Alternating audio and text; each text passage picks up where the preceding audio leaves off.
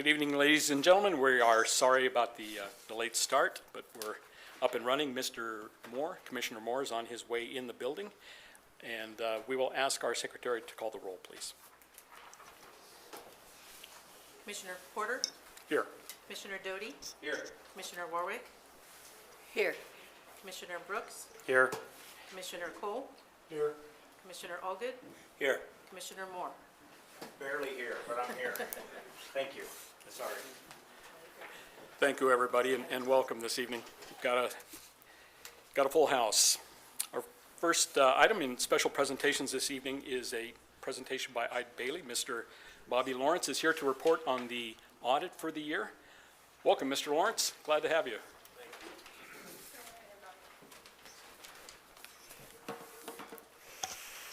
Thank you, Chairman, members of the board. Bobby Lawrence here, representing Ide Bailey. I'm the engagement partner for the annual audit. You guys commenced. I've been doing this for a number of years. I've been on this engagement, I think 3-4 years now. And you should have received before this two pieces of information. One is the annual financial statements, and the other is a letter that's 4 pages. That's a separate item.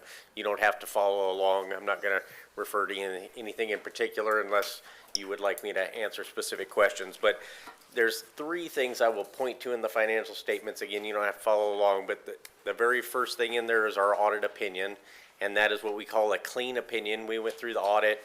We didn't find any adjustments that needed to be made to your financial statements, no missing disclosures, no items to bring to your attention there. So that's called a clean or unmodified opinion. And what that means is your staff does a great job of preparing those financial statements, and the information that you've been receiving all year long, we didn't have to make big adjustments to at the end of the year. So hopefully you've had good information to make your decisions on throughout the year. At the back of the financial statements is another report, and that's the compliance and internal control report. If we had things to report to you there in either of those 2 categories, that's where they would live, but we didn't, again, have anything to report there. So, you know, as we go through audit procedures, we can have control findings, that sort of thing, or compliance issues, and there just weren't any to report. The last thing I will refer to there is the management's discussion and analysis in the financial statements, and that's just the city's chance to tell the story of what happened during the year.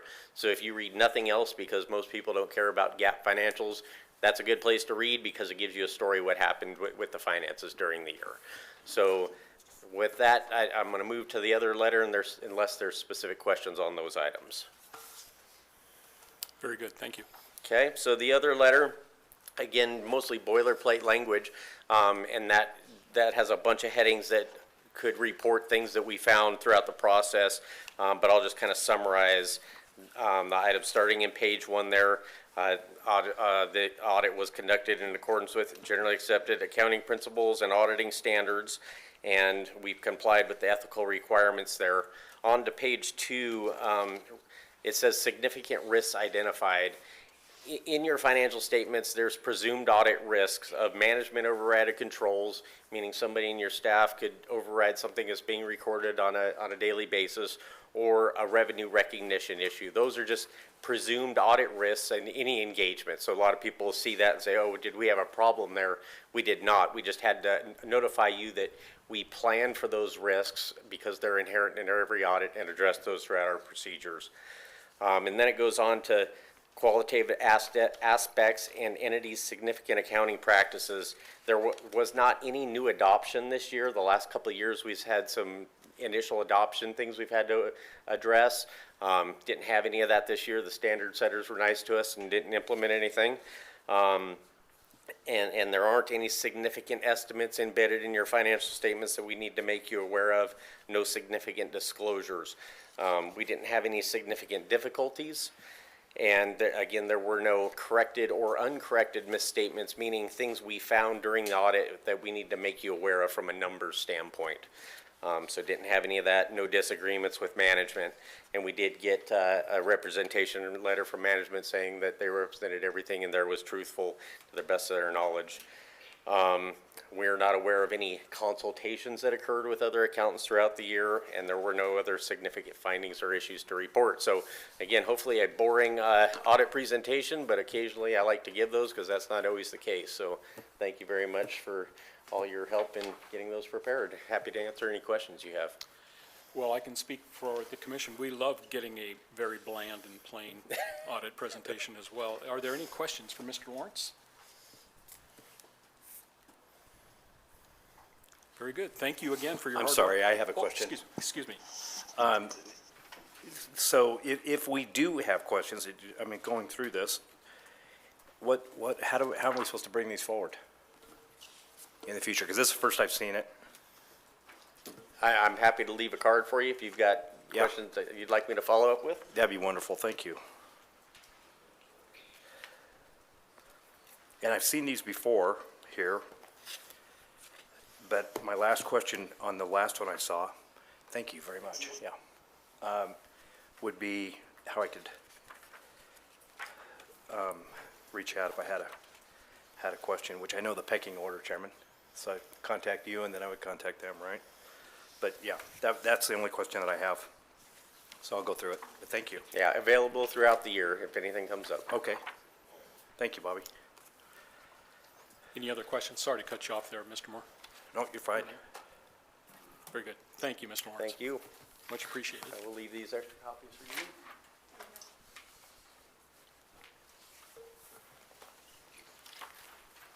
I'm just going to go over a couple numbers just so that we have it and talk about it.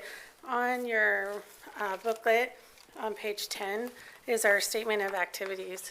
And I like this because it kind of shows a difference from last year to this year and kind of the activity that has happened throughout the year. I know we talk about it monthly, but sometimes the totals surprise me a little bit as they do. So, as you can see, there was a significant reduction in property tax increment because now we only have the north area, and soon, we will add the Kimball site. But for this last 2024, we only had the north area and then the past dues from the east area, and so that property tax increment has reduced significantly from the last year of the east area. However, you see the investment earnings, these are from both the LGIP and the interest earnings on the money market account. So they are definitely dropping because our fund balance is dropping, but still a significant increase and a hefty part of our cash balance coming in. So our revenues definitely did not match our expenses. Our expenses going out the door are due to closure of the east area. We had just under $6 million in expenses. So our net revenues was a negative 5.7 million. So, which is to be expected because we are trying to spend down and close out the east area projects, and that brought in significant cash in that last year that we're trying to reduce. So we still do have just over 5 million, or at the end of 2024, we did just over $5 million in cash. And so, and then we did release 2 properties, which you'll see that there was a capital asset deletion of just over $2 million from our books. So I just wanted to give that overview and just kind of go through the numbers a little bit. I know there's a lot more in this financial statement, and Bobby or I are always available to answer questions. So thank you. Thanks, Raylene. Questions? Mr. Moore? Raylene, when you said released properties, what's that mean? Meaning, that's where for example, with, trying to think of the property that is right next to Kimball and, But that's a property that we, that we owned, but we signed over, and essentially, because the project is moving on and we are, the Urban Renewal no longer owns it. It's But- now the developers. but that means that property could still be being developed, correct? It could be in Okay. process, yes, but it's no longer in the city, the Urban Renewal Agency's name. Got it, okay, So- yeah, transfer to deed, okay, thank you. Yep. Mr. Allgood. I believe you're talking about Kimball and Blaine, Yes, the long property there. yes. So we're negative in the north urban renewal area, is that correct? So in the north area, we're not negative because we have not gone over, we have not spent quite a bit of money. We just are not receiving as much increment as we did in 2023. When I go over my financial update, I'll point out the numbers to you later this evening on exactly where we're at in the north area. Okay, thank you. Any other questions? Very good. Thanks, Raylan. We have another special presentation this evening by Miguel Orozco. Welcome, sir. Thank you. I have a PowerPoint. Perfect. It's right there. So first and foremost, thank you guys for granting me this audience. It means a lot to me to be able to come over here and kind of just speak on behalf of what I call it is the North End. Getting to know David, sounds like you guys are familiar with it as the land that time forgot. So I'll just get right into it. So, went way too far right off the bat. Okay. So, how all this kind of began is through this meme right here. I remember one time I stumbled upon it on Facebook, and I've lived in Caldwell all my life, and I'm really proud of this city. And when I seen that, it made me really furious. I'll put it that way. And I just kind of tucked it to the back of my mind. Didn't really think much of it. And then I started following the City of Caldwell page on Instagram, and I started seeing that Jerem he's always breaking ground somewhere. He's always doing ribbon cutting events. And I don't know, I guess the idea to me was like, hey, you know what, maybe I should go talk with Jerem. Maybe he could point me in the right direction. Because it's easy to complain, right? But it's like, how could we be a part of the solution? And so I ended up going and I spoke with Jerem, and then Jerem introduced me to Dave. And it sounds like me and Dave are both very passionate about the same thing. And, you know, that's what this whole presentation is kind of here to advocate for, is for that north end. That's what I call that north end of the train tracks, because that's where I believe that a lot of these issues that we're going to discuss exist. With that being said, just so you guys have an idea of who I am, you know, my name is Miguel Orozco. I'm 29 years old. I've lived in Caldwell, like I said, since I was 6. My parents migrated here from Mexico to try to give me another opportunity. And I moved into the north end in 2017, so I've lived here for a while.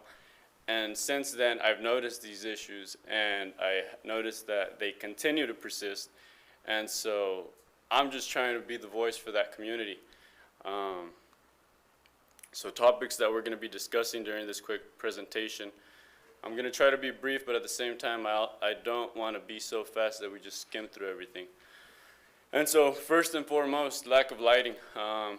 Have any of you guys gone up to the north end and decided to take a walk, you know, after sunset? You know, like, I don't know if you guys have or haven't, but I feel safe doing it because that's home. You know, this is my backyard, you could say. Whereas, you know, speaking with friends of mine that are females, I'm like, hey, have you ever walked up there at night? They're like, oh, no, I would never, right? To me, that's an issue. The other one is lack of sidewalks. Crosswalks as well. The main crosswalk that I could think of, if you guys are familiar with the area, is right here by Bimart, you know, that over towards, what is it? There's 10, so it's 9th Avenue. There's those apartments, and people are always walking right there, right? Well, with the lack of lighting and with the lack of crosswalks, sometimes at night as you're driving by, you don't see people, and they got to jaywalk because they don't have a crosswalk. You know, to me, that's an issue for the people that live in the area. And so that's a simple example. Another one is lack of outlets for the youth. And what I mean by that is the parks, you know, like we don't really have any outlets for the youth. And to me, that's an issue.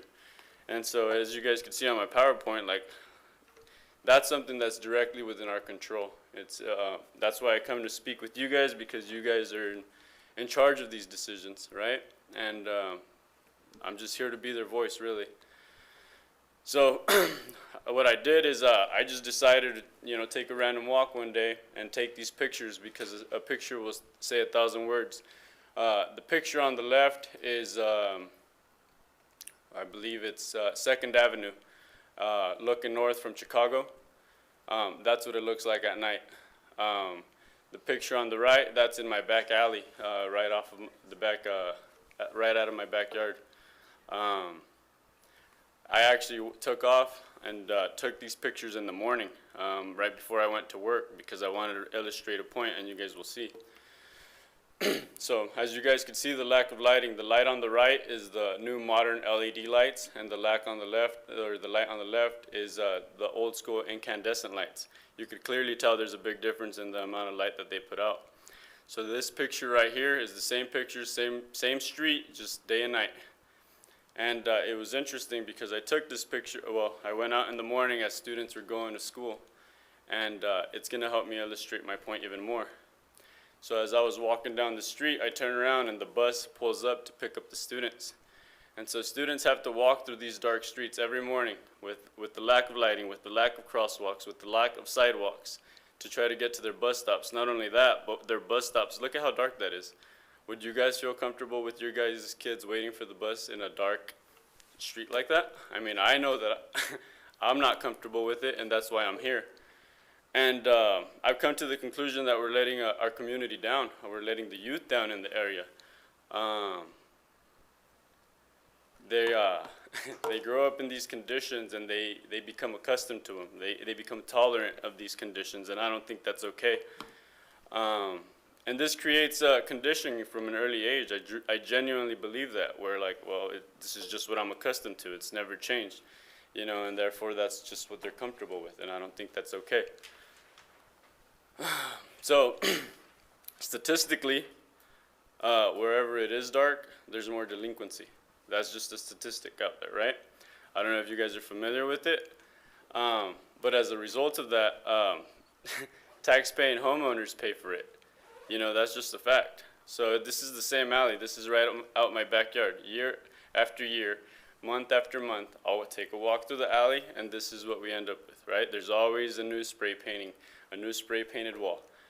Why? Because people are just comfortable. They're these delinquents, that's what we'll call it like it is, right? They're just comfortable. Why? Because they feel safe. They feel that harbor in the darkness, right? And back to the lighting, that's something that's within our control. We can't control what this youth decides to do, but we can control where we invest tax dollars to try to come up with solutions. And so a solution that I could think of as far as positive outlets is parks. You know what I mean? And the pictures that I'm going to show you here are of a random park next to a job site where I was working at in Boise. And it wasn't, up towards Spurwing. It wasn't in Avamore. It wasn't in one of these multi-million-dollar, billion-dollar neighborhoods. It was just a regular small neighborhood down in Boise. And one of the things that I concluded is, this park was perfect. And I genuinely believe that things happen for a reason. Because I just happened to look over, and this park was, to me, it's like a model park. It had access to everybody from 3 to 12-year-olds. It had something to do, right? But not only that, but it had a nice sidewalk where I saw 40, 50, maybe even 60-year-old women and men out there walking their dogs. They had the little freaking station so you could go and pick up a bag. So you could clean up after your dog, right? So that the park stays clean and we could continue enjoying this. And so I'm just gonna breeze through these because this is gonna be a conversation that I end up taking to the Lions Park Committee, because I would like to show you guys some ideas that I have. Perfect example. This picture right here. This is a perfect little playground for children 3 to 5 years old, right? That provides an outlet for them. This one right here, we'll say 4 to 6, right? And the previous one, where is it at? The next one, that one right there. Now you got to have a little more dexterity to play on that one. And these are just some examples of positive outlets. I believe in the Lions Park, based off of the conversations that I've had, we're gonna have a workout station, right? Which is cool. And the reason that I really like this park is because all of that was right there together. That way when parents take their kids out to the park, they could be stretching, doing their little workouts, so on and so forth. They also had a little shade structure. But the point is, we need positive outlets. You know, this is an example of the sidewalk. And I took this picture kind of facing those homes because look at those homes. Those ain't no multi-million-dollar homes. It's just another neighborhood down in Boise, right? And I genuinely believe we could bring about this type of change here in Caldwell, and that's my intention. So this is the youth, you know, like it really hits home for me because if I don't come and advocate for them, everybody has the mindset of someone else will do it, you know. And these are nephews and nieces that I have, and I want you guys to understand why I'm here with such passion, because that's what this is. I'm passionate about this subject. You know, this is my nephew. That's my little brother and my other nephew, you know. That's my other nephew. That's my brother and my niece. And I'm here advocating for them, you know. Like these parks, I don't benefit from them. I'm trying to speak on their behalf because I'm trying to provide those outlets so that they don't go down these wrong paths in our reality. Like I'm really just looking out for them. This is my little brother again, you know. My little brother and my nephew. He's going to be my godson here soon. And so the point of this whole thing is, like, I'm trying to be here advocating for them so that we could build a community for them. You know, that way in the future, we don't have to use a bigger stick on them. You know what I mean? It just happened to be that me and my little brother went for a walk, and he turns around and he talks to me, and I had just taken a picture of him. Boom, I see that in the background, right? I've heard, based off of conversations I've had with Dave, you know, like here soon I'm gonna meet with Rex. You know, because we have kind of different mentalities, but point is, I don't like gangs. I really don't. I think they corrupt our youth and they send them down the wrong path. And a statement that Dave made was Rex is tough on crime, and I'm like, dang, the way that registers in my head is he likes to use a big stick, you know. And if we could provide these outlets, well, my idea is we will never have to use it. So I threw this quote on there because that's what I'm trying to do. I'm trying to be the change that I wish to see in the future, especially here in this community that affects the youth in my area. It affects the homeowners in my area. And like, these are questions that I kind of came to ask is like, does anybody care about the North End? Because I've been living here for 8 years and nothing's really changed. And honestly, that makes me sad because I take so much pride in the city of Caldwell. I've been to very many different states. I do wildland firefighting in the summer. And to me, Idaho is home. But there's no place in Idaho like Caldwell. I take immense pride in the city. I take immense pride in where I live. And I just want to see it do better. And so, like I said, it's easy to complain. That's not my intention here. My intention is I want to come here and find out how I can help you guys bring about these changes. You know, like I told David when I first started talking to him, I told him, hey, just give me a punch list. Like, I'll do the work. That's not an issue for me. Like, I don't have to get paid. This is something that I'm passionate about, and I'm willing to do the work. Just tell me what I need to do. And so that's why I come before you guys. So that same thing, you guys just need to tell me what I need to do, and I'll help you guys make these changes. My intention here was to speak on behalf of this community because I genuinely believe that they don't think they're being heard. And that's why everybody's just not saying anything. So that's why I'm here. And I don't know, I imagine at some point you guys went to church or you guys are currently members of church. I can't say I always was, but I recently started going again. And like I said, I don't believe in coincidences. And the first time that I ran into this was probably like 2 months ago. And when I read it, I got chills down my spine. And could one of you guys do me the honor of reading it? I need a volunteer before I pick one of you guys. I will. So Isaiah 6:8, then I heard the voice of the Lord saying, who shall I send, and who will go for us? And I said, here I am, send me. So this verse is really common amongst, thank you, David. It's really common amongst first responders, right? I consider myself a first responder as well and firefighter. And I've always kind of had this mentality before I even read this thing, where like something has to be done. I look around, I see no one's gonna do it. I guess I'll do it. You know what I mean? Because it has to get done. And that's what I'm doing here. And I hope that this verse right here hits home for you guys, because I would like you guys to help me, or at least give me a list of things that I could do to help you guys bring about these changes.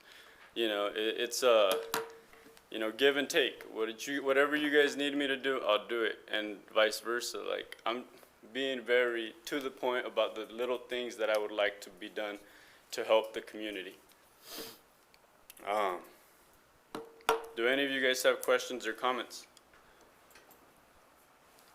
Mr. Doty? Miguel, it was a great presentation. I appreciate you coming here tonight, and I appreciate the thoughtfulness of the comments without just yelling at us, and you want to be a partner with us, which is not, we don't often hear about that. And it sounds like we're probably going to discuss this after this presentation. Is that the plan, Mr. Chair, or at a later time we're going to continue to discuss this? Yeah, I think we're going to work in the direction of a workshop prior to our next meeting. But we'll Okay. kind of flesh that out as we All right. go this evening. Yeah. But I appreciate you being here. Very well done. Thank you. Mr. Moore? Mr. Chairman, so quick few questions here, if I can keep it quick. So Miguel, thanks for coming tonight, and it's been a pleasure hearing your passion for that area. Growing up in that area myself, those basketball courts were where I spent a lot of time, and my mom was a cocktail waitress right there at the Holiday, which is a hotel there, and it was a bar. So I spent a lot of time, and then I could cross the freeway and go over to Luby Park and play under the lights until she was done with work and shoot until 1 in the morning or whatever. So I kind of get what you're saying, and I didn't share any of that with you. But I want to ask you this. Do you have, and this is a specific question, do you have, what kind of water situation do you guys have down there, you yourself? What kind of irrigation water do you have? Unfortunately, we're still stuck with the flood-style irrigation. Does it work? Unfortunately, it doesn't always work. I mean, I'm glad that you bring it up, because this has been something that has been bugging me for a while too. I just don't know where to go with it. Like I've had to go as far as call in whoever's in charge of water in the state of Idaho. I had to do that before. So my water is provided to me by Golden Gate Irrigation, and year after year we pay the bill, and we're gardeners. We like to put up gardens, and so from the last full moon in May, that's when we put our garden down, right? And so usually from then on till about, if sometimes up to September, you know, like we have to garden or water our garden with the hose. And it sucks because every time that I call them, I'm like, hey, where's our water? Like, we need water. They're like, oh, the pipes are broken. Or they always have a reason. They always have a reason. And, you know, we're fortunate because I'm the squeaky wheel. You know, I'll call and I'll bug them, and, you know, I'll do what it takes, but eventually we'll get it. Oddly enough, one of the neighbors, one day she comes over and she was speaking to my mother, and she's like, hey, you guys actually have water? And she's like, yeah, it comes really late. And she's like, well, at least you guys have some. I was like, well, my mom was like, what do you mean? She's like, yeah, we pay the bill year after year, and we never received the water. Like, we've never received water while we lived here. And so, so this is funny because I was talking with Tiffany, and we were discussing the Lions Park, and same thing. Somehow, some way, the way that they irrigate the park came about, and I was like, who's in charge of that by chance? And I told her, well, the way I said it, I was like, please don't tell me it's Golden Gate. She said, yeah, it is. And I was like, okay, so it's a reoccurring issue.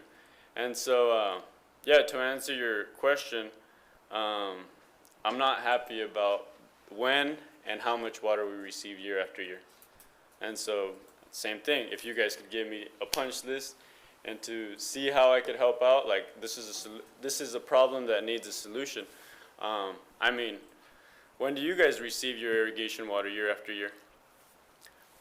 I get mine every April. I get mine. April? I think April or May, one of the two. Yeah, April, and it goes clear till cutoff, which I think is in September. October, yeah. Yeah, so, I So mean, let me just ask you really quick. So you pay your irrigation tax, water, yeah, and it doesn't come on sometimes, or it does come on, but you're not sure when. yeah, and I mean, sometimes it comes on and then it'll be on for a week or two and then it comes off.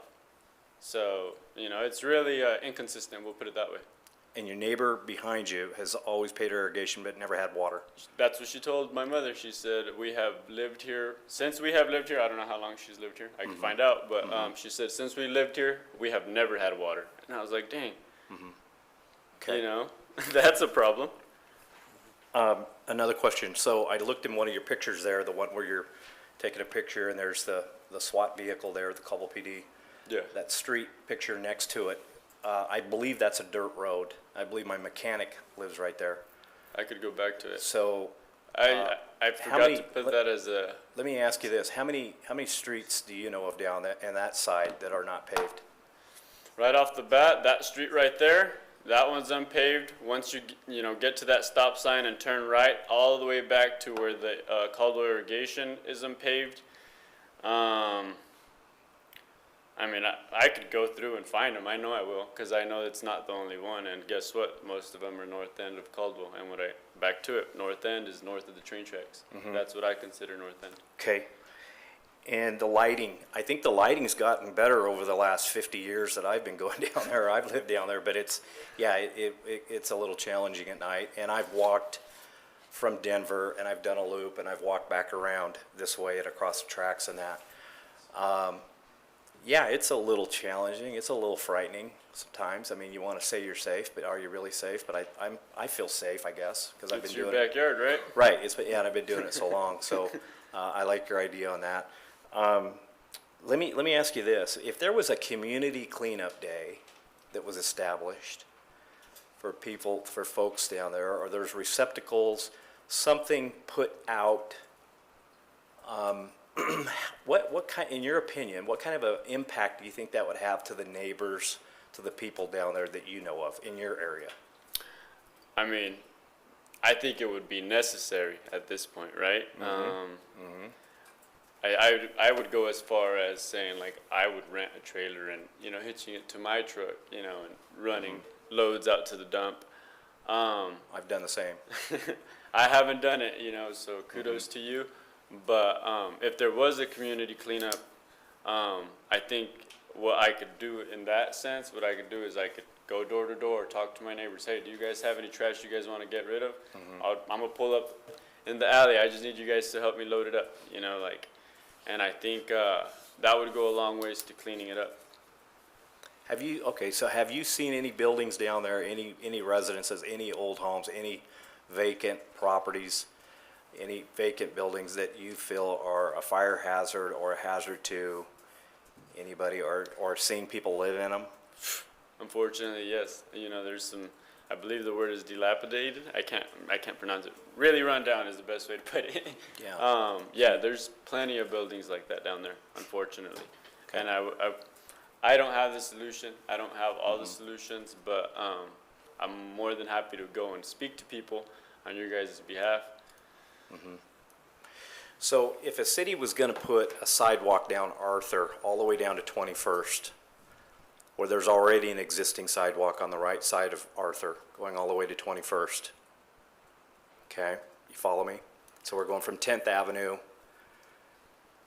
down to 11th, putting a sidewalk all the way down to 21st.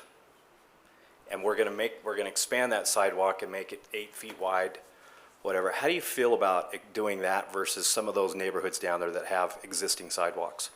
I mean, I'll be careful with my words here, but I would be extremely disappointed in the fact that we're not taking better care of the residents on the north end.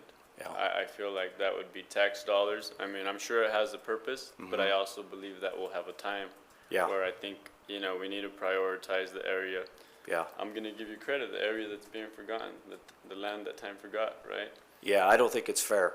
I don't think so And that's either. just my personal opinion, and I wonder if anybody cares about what I care about, but I think they do, and I think there's, That's why I'm progress. here. That's why I'm here, Okay. because to me, that's an issue. yeah.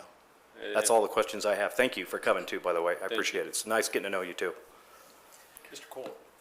Yeah, I just want to thank you for being here this evening. I really appreciate the presentation you made. In my previous occupation, I had the honor, or I had to judge the sincerity of people who were testifying in front of me in various situations, and I really believe you are very sincere, you're very transparent, you're very honest about your feelings here, and that's really appreciated from a public perspective, the attitude that you have, so thank you for how you did it tonight. Thank you. I was really nervous, but I know that I'm passionate about this, and I know that I'm not just up here making things up. And so once I get going, all that went out the window. Mr. Allgood? And Miguel, again, I just want to echo everybody else. Thank you. You did a great job, and you're 100% dead on. I mean, you're absolutely right. I spent a lot of time in that neighborhood going back almost 40 years. And it has not changed much from back in those days. The big difference is between now and then is had a lot more gang members back in those days, but it's still very rough now. And in my opinion, the reason it's still rough now is because it's just been kind of accepted that that's what that area is supposed to look like, and we have not put the interest or the emphasis in that area. And so it is time that we no longer accept the conditions down there, because it's not the same Caldwell that it used to be. Yeah. And so what you have to say is absolutely right. And this body, the city council, and the people who live there need to stop accepting what it is that's there now, because it's time for a change. I was down there recently, and one of the things that bothered me a lot is I'm seeing a lot of semi-trucks parked in neighborhoods. We wouldn't allow that in any other place in Caldwell. Why are we allowing semis to be parked downtown in that area of town? And so, yeah, it is time for people like yourself and us to speak up and say, we're not going to forget this piece of town anymore. I appreciate that, and an expression that I've always heard is talk is cheap, right? You know, like I appreciate that you guys are gonna sit down and you guys are gonna convene and discuss how to further proceed. And I would love to continue this conversation, and I would love to know how I could continue to help you guys bring about these changes. You know, it's not something that I intended to just come in here and present on. Like, I intend to help you guys. Like, when I say that, I mean it. And so thank you guys. And I'm not entirely over or done. Let me skip forward. I think I have 2 more slides, you know, because these are just closing comments from my end. So in conclusion, you know, from my end is, I'll just read it out so that I don't miss anything. So my mother always told me a lazy person works twice. And whatever impact this presentation may or may not have had on you guys, if we're going to do something, let's make sure we do it right the first time. There's no point in doing it and spending tax dollars on half-hearted projects that we'll end up having to do again, or even worse, settle for good enough. Let us plan and execute with precision and clear intention. That way we don't have to expend or spend tax dollars on it multiple times. You know, that's one. And then, where is it at? Was that it? Okay. Well, I had some questions, or not questions, but I guess they were kind of questions for you guys. But it was just kind of to remind you guys, you know, I genuinely believe that when you guys run for city council, I believe that you guys do it with the intention of bringing about positive change to the community. You know, everybody has different reasons for why they do what they do, right? I don't know why you guys ran for city council. I would like to think that it was because you guys wanted to better develop the community. Maybe some of you guys did it for personal gain or accomplishment. You know, like all of these are valid reasons. You know, and my question to you guys is, are you guys, you know, still setting out to accomplish the things that you guys started off with, you know, as your goals? And it's not for you guys to answer it, but it's for you guys to ask yourselves. And that's kind of my closing question for you guys, you know. And thank you guys. I really appreciate you guys giving me the time and the audience and, you know, your questions. And like I said, you know, David's got my info, Jerem's got my info, and if you guys ever want to reach out and you guys have ideas, you know, call me in, summon me up, I'll be there. So, We have a couple of more comments. Julie? Miguel, for 29 years old, you're a very wise young man, very wise young man. Appreciate everything you said. And Mr. Moore asked about vacant houses down there that were dilapidated. The things that concern me more, I deliver Meals on Wheels for Caldwell. I deliver down there on Galveston Street, on Elgin Street. And I've got seniors living in circumstances that I wouldn't wish anyone to live in. Those are the kinds of things that we could address by cleaning up some of those neighborhoods, helping our neighbors. You know, these folks can't do it for themselves at this point.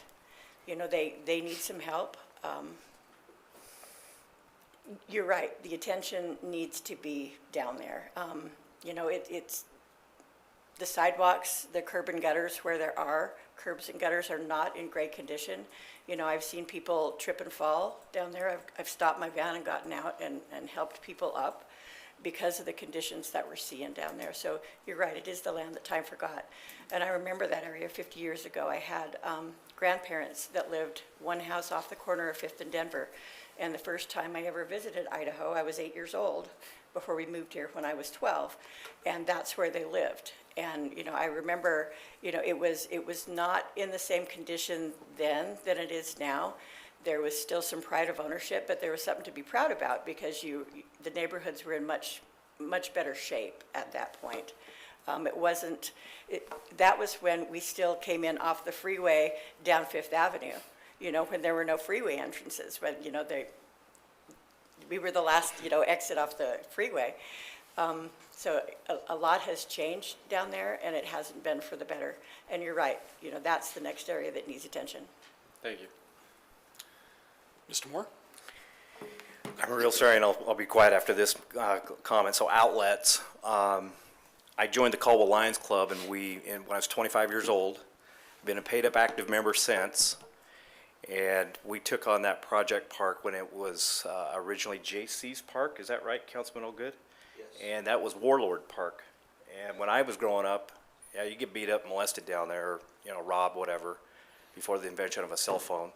So this gentleman right here did a lot of cleaning up down there with his team, and now you can go down there and you're relatively pretty safe. But that park is going to be funded partially by the city, partially by the Caldwell Lions Club. So at the rodeos, we have a food booth, and we devote quite a bit of our funds to site hearing and that park and trying to fix that up as we've been awarded it and we adopted that park. So if you want to get involved, I can always get you an application for Lions, and we'd love to have your help. Well, everybody in that club is pretty old, and I'm getting older too, and it'd be nice if we had some younger people that want to put their money where their mouth is, like you, Yeah, and come down there and help us do some literally heavy lifting. absolutely. You So, know, like, that's yeah. the type of involvement I'm trying to have. Like, I'm not trying to just tack on to your guys' work. Right. You know, like, Yeah. I would love to be able to help in any way that I could help. That's a tangible Yeah. step right there. Yeah, well, anybody you can get, and anybody that would like, and then we meet over here at the Golden Palace every Wednesday at noon, and you're always welcome to come down there and hear and ask us questions about Lions Park. So thank you tonight, and nice to meet you. Yeah. Miguel, thanks very much. I mean, your message was spot on, and it's something that we have held in our minds for a number of years now. And you hit us at a time where there is a growing passion and sense of urgency to get something done in your neighborhood. So thank you for bringing it to our attention. Thank you for the great presentation. We'd love to have your voice present at the workshops that we hold, talking about what urban renewal can do, and then what we as just kind-hearted human beings must do Yeah. for the people that live there. So if your goal was to inform us and to move our hearts, you did it. Thanks to the Lord. You know, that's all I can say. Thank you guys, like I said. And as far as, you know, the workshops and stuff, I would absolutely be a part of it. You guys have my contact info. Just reach out and give me a time, and I will set aside time. I will make it happen because this is important to me. Very good. Thank you. Thank you guys.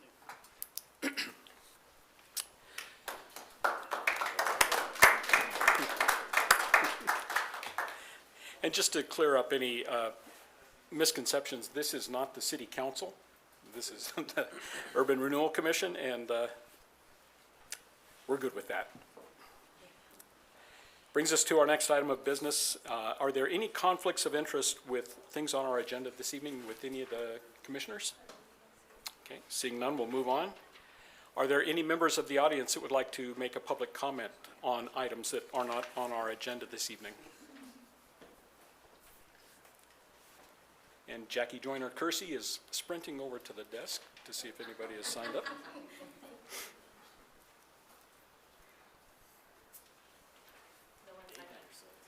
I know it, I'm sorry. Very good. Brings us to the consent calendar. Do we have a motion as to the disposition of our consent calendar? Mr. Chair, Mr. Doty. I move that we approve the consent calendar as printed. Very good. We have a motion by Mr. Doty. Is there a second? Second. A second by Ms. Warwick.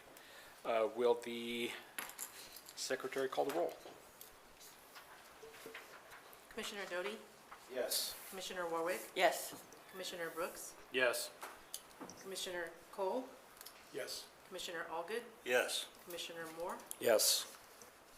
Commissioner Porter. Yes.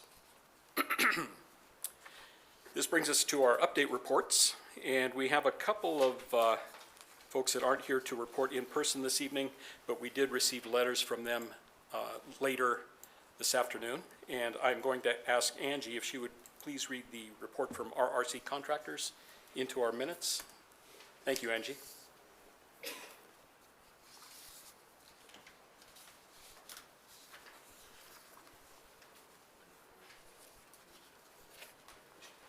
Okay, RRC Contractors, Derek Cooper Yes. is the one who sent the email. Stephen and Jim, hope all is well. I have an Arts and Historical Society meeting at 4 tonight in Nampa on another project, so I will not be able to make the Caldwell meeting tonight. Unfortunately, I really do not have much of an update on my front. On my front, I drove by the site last week, and the power pole is still in place.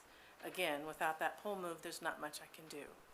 I have heard from the engineering firm that Public Works has hired. See attached updated bridge drawings showing the changes made to accommodate both projects commencing at the same time. Let me know if you have any questions. Thanks, Derek. Thank you, Angie. Question for Mr. Raleigh? Yeah, I was just curious, the thing we just approved on the consent calendar was that project, am I correct? It was undergrounding of the power lines, is that correct, Mr. McDonald? Qualifying bid for use of construction. Thank you, Mr. Chairman Porter, Commissioner Allgood. That's a portion of the project. The undergrounding of the power is a several $100,000 project to try to get all of that power cleaned up. And so there's a contractor that's doing a design and doing a portion of the underground for a section of it in Kimball Street, and they have to bore under Kimball Street. And so this is just a part of that. It's not necessarily that pole directly. We are working with Idaho Power, or I should say staff and engineering is working with Idaho Power to try to figure out what the quickest way is to get this pole removed so that Mr. Cooper can get started on this project. Rob, Mr. McDonald, could you explain why moving this pole is so important? Why we're kind of fixated on it? Yeah, Commissioner, this pole is right on the edge of the alley. The alley is a 16-foot wide right-of-way, and it conflicts basically with the side of their building. They could put their footing in, and it would be right up against the pole, but the biggest problem is they can't go vertical because their building gets too close to the live power lines, and that violates the separation that Idaho Power requires. And so the pole has to be pushed back and out of the way so that they can start on the building.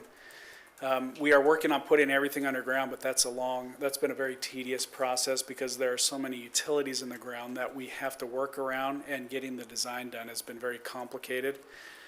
In addition to that, before those power lines can come down, an entirely separate line has to be run through the alley and reconnected to all the buildings so that they can be fed off of a secondary line before the main line can be taken out of service. And so it's a long process that staff has been trying to work through. So translated, Mr. Cooper's in a holding pattern for quite a while? Mr. Cooper is in a holding pattern for now. If we can figure out how to temporarily move that pole, even though the underground work won't all be completed, we're trying to find a way to temporarily move that pole so that he can get started. But that doesn't necessarily mean that doesn't mean all the underground work's going to be completed. Yes, yeah.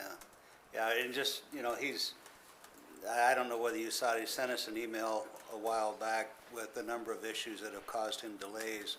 And I'm just concerned about the repeated delays he's experienced. Because again, we hold people, to get their projects done, and Sure. so I'm just hoping he can get started pretty soon. Yep. And just, we're well aware of his concerns and the conflicts there, and we are subject to Idaho Power and their process. And their engineers are evaluating it now to figure out if there's a way to do it. And hopefully they can come to some solution here pretty quick and then get a crew out there to actually do the work, but that could still take several months. Gotcha. Thank you, appreciate it. Thanks, Rob. Thank you. Oh, excuse me, Rob? Yes. Mr. Cole? So is there any way you can give us an estimate as to when this is going to be done? I think we owe that to Mr. Cooper. Yeah, and we've been in communication with Mr. Cooper, and we've been giving him the best information we have. The best information I can give you is that when I met on site with Idaho Power 2 weeks ago, they told me that they felt like it could be done in 3 months, and have that pole relocated. And so I felt okay about that, and then we told Mr. Cooper the situation. And then a couple days later, we were contacted by Idaho Power again, saying, look, our engineers are looking at this. It may not be as simple as that.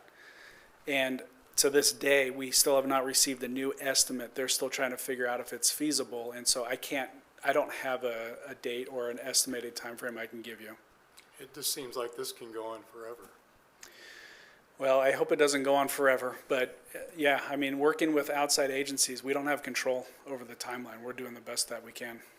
Is there anything we can do to force them to give us a date? I presume that at some point in the near future, they're going to determine what the solution looks like, and then I think at that point, they would probably give us a date. But right now, they're still looking at it, trying to figure out what needs to be done exactly to move the pole. There are a lot of things on that pole, and so it's not just a pole that has a single wire. I mean, there's all kinds of stuff going on up there. Thank you. Thank you, Rob. Mr. Chairman, I have a question for Rob. Oh, excuse me. So Rob, what's the last known conversation date with Idaho Power? I know that engineering staff has been in constant communication. The last conversation I had with Idaho Power was when I met them on site. Since then, they have been working with engineering staff, and I have been copied on some of those emails, but I have not been tracking those closely as I have been letting the engineering staff work through that process. They have probably been receiving emails even as late as last week, I would guess. And I can dig into this more. I'm just telling you, this is all I know at this point. Right, yeah, I know, it's, right, okay. No, that's all the question I have. Thanks, Rob. Thank you. Thank you. Next report is from TS Development. Good evening, Sean.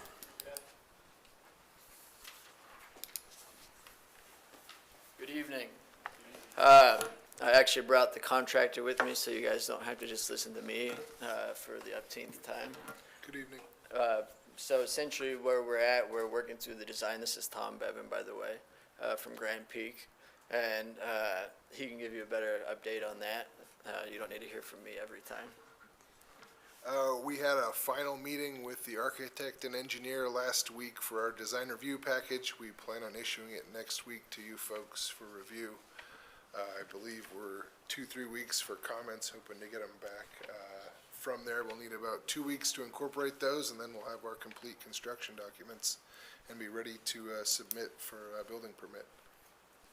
So we're in the final throes of designs here. Very Yeah, good. and part of that is in the DDA, I think we have to get you again, the design for one final review before we file that with the city for design review. So, Questions? Mr. Moore? Tom, thanks for coming tonight. So I got one question. It's kind of redundant deal a little bit, but do you see anything that's going to be a holdup, anything below ground, above ground, anything that's going to be an issue that you might want to bring up now at all? I think we're going to be okay with the caveat that there may be some additional removal of material required for the old Indian Creek backfill project. But we did go to a revised deep foundation system with a flighted auger, a steel pier, and we're hoping to mitigate any of those risks. So that's unknown soil conditions when it was backfilled the first time are real unknowns still, and you don't know that until you excavate. Yeah, okay. Great, thank you. Good luck. Try to inform the design with that. Yeah, appreciate that. Thank you. yeah, and to that point, the city wasn't sure what fill was in there either, and we did a public records request to get more information. And so some of that's just gonna be, you know, when we start digging where the old creek was, see if they threw boulders in there, or sand or dirt or whatever, but we had, the soil samples taken. It's just a little bit of surprise, I guess. I don't anticipate any major issues, though. Everything we could probably work through. Very good. Any other questions? Thank you, gentlemen. I had one comment. I've been coming here for more than a year now. I told you I'd be here every time. I have. And I would like to say Miguel's speech is probably the most passionate speech I've heard for the last year. And I really appreciate him coming up here and pointing out something more passionately and as a partner. But other people have mentioned it throughout the last year too, but Miguel was really spot on in what he was saying. Yeah, So I appreciate that. very good. Thank you. Our third update report is from Base Layer LLC, and that's Mr. Gotti. And we received a letter from Shane Jimenez this afternoon, and we will have Angie read that for us as well. Good morning. I'm unable to attend the meeting this evening due to business obligations that are taking me out of town. Here's a summary of where we stand with District 26. Please accept this as our monthly update for February. We have two large end users that are in a holding pattern until we establish the circulation and utilities on site. One user is a 40-acre user and the other is a 20-acre user. Both would prefer to be in Caldwell. Both will bring substantial jobs to the area. Estimates are 250 to 300 jobs. We had a productive meeting with Rob McDonald, Stephen Jenkins, and Jim Porter on January 28th. Our conversations surrounded the roadway system, utilities, and groundwater for this area. As part of that meeting, we discussed establishing locations for circulation and utilities and where each improvement project would start and stop. Funding source responsibilities was a topic of discussion, and the parties agreed that it seemed reasonable that the project is a collaboration between the private and public sector. Next steps are to determine the improvement projects in order of priority, progress designs for those projects, and get budgets established. Once budgets are established, then we can determine who is responsible for funding and discuss funding vehicles for each project. At this point, we've shared our thoughts with Rob on the improvement projects. Rob is working on defining and prioritizing each project as he would see it, and will share this with the group once complete. Rob also suggested that a project manager should be assigned to this area, as this is a large project and will take a focused resource to move this along. This should be discussed further among the NURA board through a recommendation from Rob and Stephen Jenkins. Kind regards, Shane Jimenez. Very good. Thank you, Angie. Any questions or comments? Okay. Mr. Moore? Mr. Chairman, I thought he had a project manager. He doesn't have one? He's never had one? Is that what that's saying? That Yeah, letter? Steve, do you want to address that? Is it? Does he have a current project manager? Does, I'm sorry, District Mr. Gotti, 26? Do they have a project manager? Or is he- Not that I'm aware of. I believe they're referencing Urban Renewal, the agency, just for okay. the projects that we're considering in the area in general. Oh, okay, I see, okay. All right, thank you. Yeah, you're welcome. Very good. Our next report is on 7th and Main developer. Oh, we have somebody from Dean's outfit up there in the atmosphere. I'm here. Dean is here. Thank Oh. you, guys. Well, welcome. How are you this evening? Thank you. I'm well. Sorry. Again, I always would love to be able to be there in person, but it seems to always be aligned with another engagement, either personal or business. So I'm sorry that I'm not there in person. We continue to progress with retail. Can you guys hear me okay? Yes. Okay, good. Still progressing on the retail front. Interest in two parties, have LOIs in front of two different groups. But in regards to activity on the second floor, had multiple conversations with commercial brokers for office space. And the general feedback is, for the amount of space, there isn't a lot of parties in the market right now for what we would need to support that area. So we continue to push forward with that, but the hope is to get the LOIs in place to support the project so that I can come and meet with you and discuss how best do we engage on the upper floors if we don't get comfortable with that being an office space. But I'm excited to hopefully be able to come and announce a couple of retailers coming to the market here in the near future. Very good. Thank you for that update. We have some questions. Mr. Moore? No. Okay. Any questions for Mr. Pape? Yep. Thank you for the report, Dean, and we will look forward to what you have to share next month. All right. Thank you, guys. Have a good evening. Thank you. Next update report is with Carrie Smith, and it looks like she is on the line. Hello, Carrie. Hey, guys. Can you hear me all right? We're doing good. Okay. Thank you, Chairman and Commission members. Just have a minor update. The tenant that we were hoping that we had, that Ophelia shared a lead on, ended up falling through.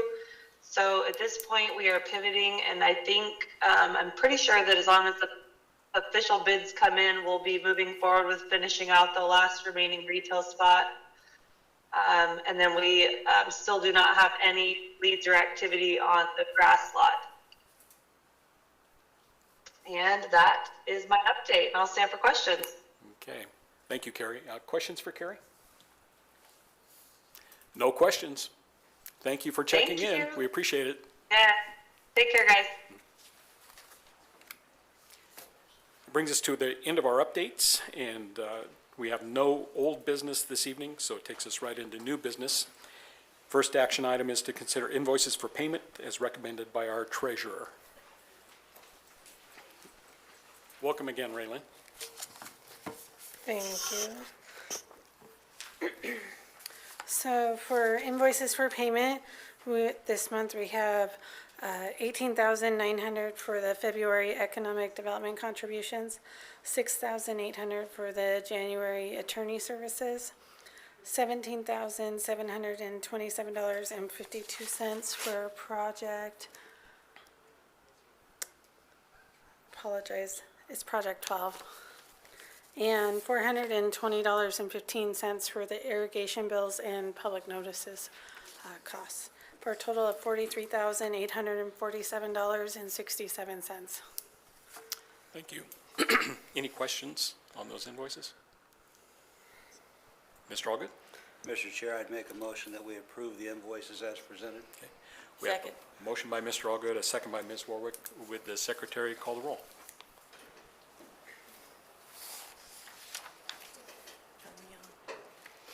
Commissioner Allgood, Yes.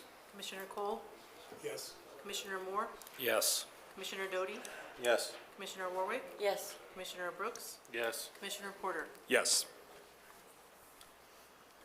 Very good. It brings us to our second item, the URA Treasurer Report. So there's two reports here. The first one is just a reconciliation of just the bank, kind of showing the different deposits and interest that has come in.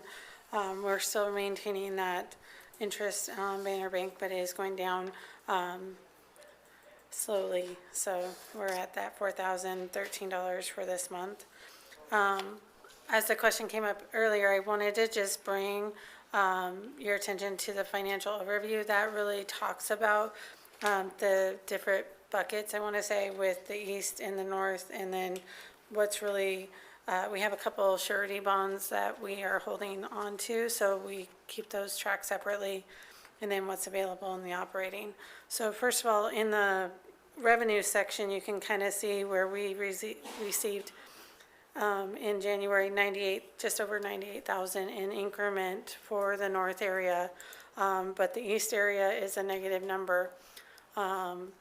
There was a settlement between Idaho Power and Avista and the State Tax Commission on some operating property, and so it was for tax years 20, 21, and 22, and so the county gave a refund as part of that settlement, which then all the taxing districts are hit with that refund as well.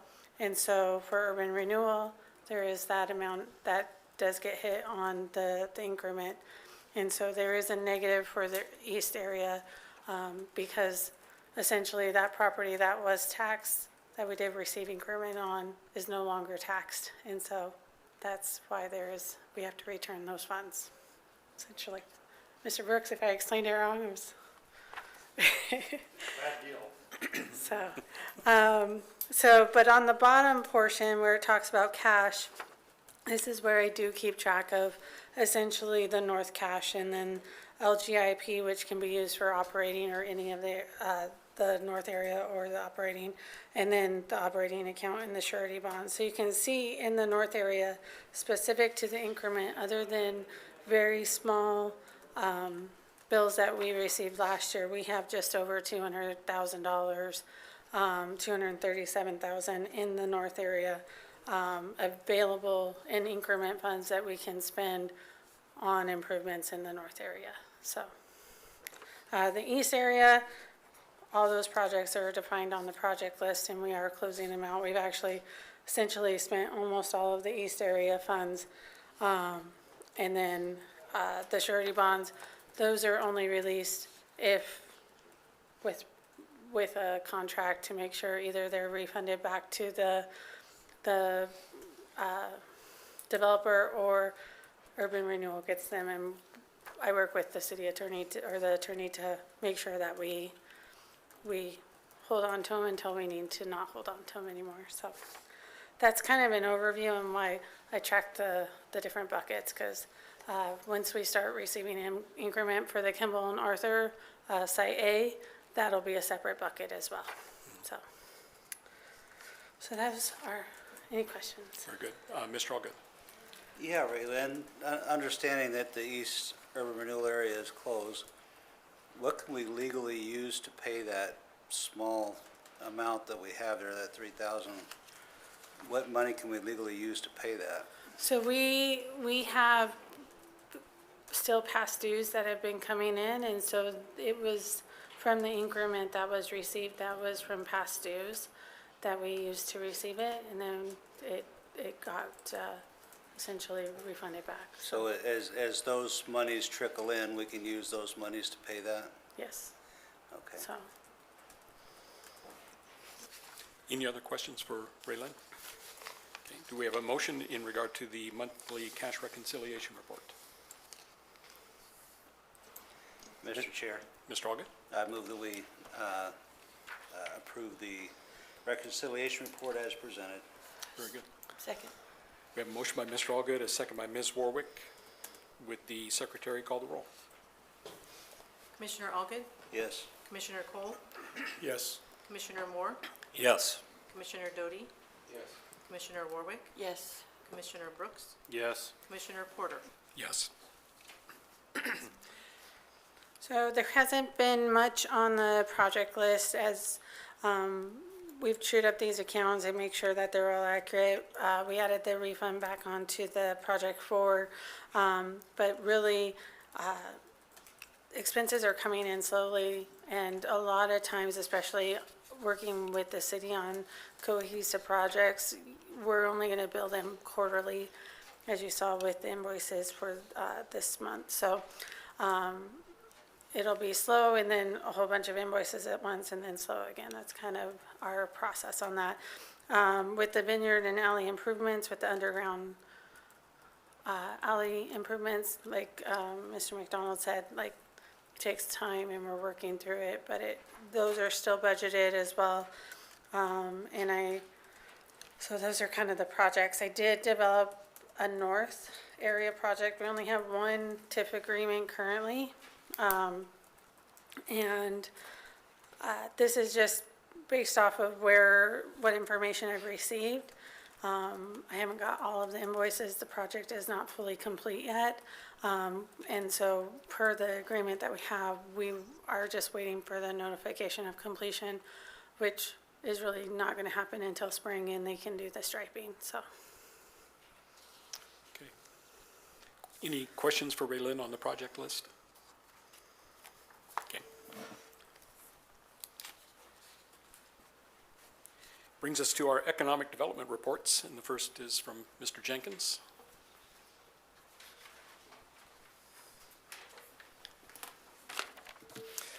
Chairman, Commissioners, good evening. Happy to be here this evening with you all. I mentioned this at the last meeting. I'm going to condense these reports. I'm going to focus strictly on the North Caldwell area, which is an active urban renewal district. So with that in mind, I'll go ahead and get started. So North Caldwell, we have Maverick. Looking at the area, they're going to move forward with plans to locate there. I talked to them pretty frequently as of late. They would like to be under construction soon, and they have building permits that have been submitted to the city, so that's a good sign. They'd like to open in 2025, by the end of the year. So Project Horizon, I've talked about this group, about this project for some time, and I connected with them as of January, and they're interested in annexation. So they need a path toward annexation. That is their biggest hang-up right now. So we're trying to figure that section of it out. Really, we need to work with the property owners to the south to make sure that those annexation applications are into the city so we can start getting those other properties annexed into the city of Caldwell. But that's their biggest hang-up right now. Project Grove, this is a 5 to 15 acre industrial user that has an interest in the Western Treasure Valley. They are from an industry sector that is specific to our region, so they have a very strong interest in Caldwell and Nampa. This group is based within the region, interested in the Boise metro footprint. They have two sites from North Caldwell have been submitted for this project's interest. Project Silver, this is a production and warehousing user. This project would add hundreds of jobs. We have one site in North Caldwell that we are going to be submitting for this project, and this is a Department of Commerce lead. The previous project, Project Grove, was a BVEP lead. And then lastly, Kelly Acreage. This is a property that's owned by Mr. Rob Kelly. I've been working with this gentleman on a potential project on his 34 acres there. He has an industrial project that's planned for that parcel. He's interested also in the road layout for the future collector road that will traverse through his site and travel up to Highway 44. We have a tentative layout for that, but he's interested in helping the city and accomplishing its goal of creating a road through his property, or through that area. And additional updates, as I like to do, I kept this consistent, guys, because I like to share these updates. So TOK they're a brokerage in Boise, and they have an industrial report that they put out. And in 2024, net absorption in the Boise industrial market saw a 36% decline, totaling just 1.5 million square feet. This marks the first time in 4 years that absorption has fallen below 2 million square feet. So smaller industrial deals have been driving the market as transactions increased by more than 16%. So you guys can see that although absorption has decreased, we've seen an uptick in transactions as a whole. So those smaller 10,000 square feet, 5,000 square feet, 8,000 square feet buildings have been moving the market forward. And then lastly, over 2.9 million square feet of new construction was delivered in 2024 throughout the Boise Metro. And I also just want to report on inflation. So as of January 2025, the inflation rate in the United States was 2.9%. This is lower than the long-term average of 3.28%. As of February 10, 2025, the national average for 30-year fixed mortgage rate is 6.845%. And this is not the commercial rate, Commissioner Moore. The commercial rate's around 5.5 to about 7.24%. So there's a little bit of a variance there. But I like to share the mortgage rates because it helps the city leaders understand the need for housing and how the housing impacts young buyers in particular. And it's just been a challenging market with interest rates being so high.